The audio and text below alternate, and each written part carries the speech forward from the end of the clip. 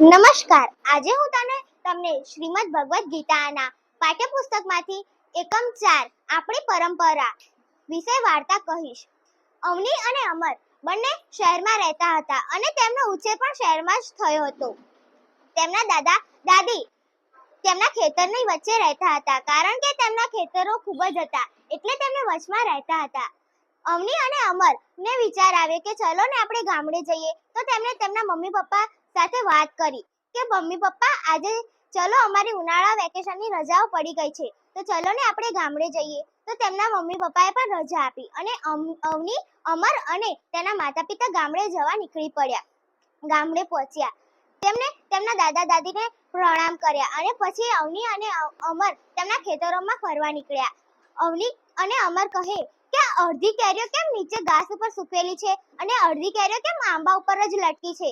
તો અમર કહે ચલો કઈ વાંધો નહીં, આપણે દાદાજીને પૂછીએ. તો તેમને દોડતા દોડતા દાદાજી પાસે ગયા. દાદાજીને પૂછ્યું કે દાદાજી આ કેમ અડધી કેરીઓ સૂકા ઘાસ ઉપર મેકેલી છે અને અડધી આંબા ઉપર. તો દાદાજી કહે અડધી કેરીઓ સૂકા ઘાસ ઉપર એટલા માટે મેકેલી છે કે તે પકાઈ જાય અને આપણે શહેરમાં મેકલી શકીએ, અને આંબા ઉપર એટલા માટે મેકેલી છે કે આપણને જેમ કેરીઓ ભાવે છે તેમ પશુ પક્ષીઓને પણ કેરીઓ ભાવતી જ હોય છે.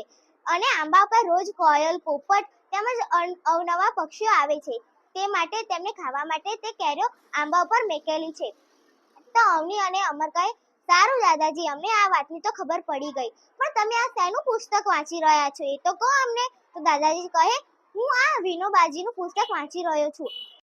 વિનોબાજી તેમના ગામમાં પહોંચે છે. વિનોબાજી કહે કે તારું ધ્યાન ક્યાં છે? આ ચકલાઓ બધા અનાજોના પાક ખાઈ રહ્યા છે. તો ખેડૂત કહે કે તમારું જેટલો હક છે આ અનાજો અને પાક ઉપર, તેટલો જ હક પશુ પક્ષીઓનો પણ છે. તેમને થોડી વાર ચણવા દો, પછી તમારો પાક હું તમને તેવો ને તેવો તમને લણીને આપી દઈશ. તો વિનોબાજી કહે સારું, કઈ વાંધો નહીં. પણ વિનોબાજીને પણ સમજ આવ્યું કે મારી માતાએ મને એવા સંસ્કાર આપ્યા કે હું એ ભૂલી ગયો.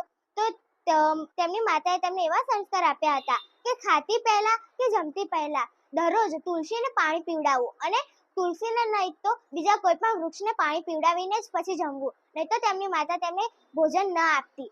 અને તેમને એ સંસ્કાર તેમની માતા પાસેથી જ મળ્યા હતા, પણ તેમને એક દિવસ ભૂલી ગયા. તે એમની ખૂબ જ ખરાબ આદત હતી અને તેમને વિનોબાજીને અફસોસ થયો કે હું મારી આ ખરાબ આદતના કારણે હું મારી માતાનો જે મને વાત કહી હતી તે હું ભૂલી ગયો. તેથી મને ખૂબ જ અફસોસ થયો. હું આશા કરું છું કે તમને મારી આ વાર્તા ખૂબ જ ગમી હશે.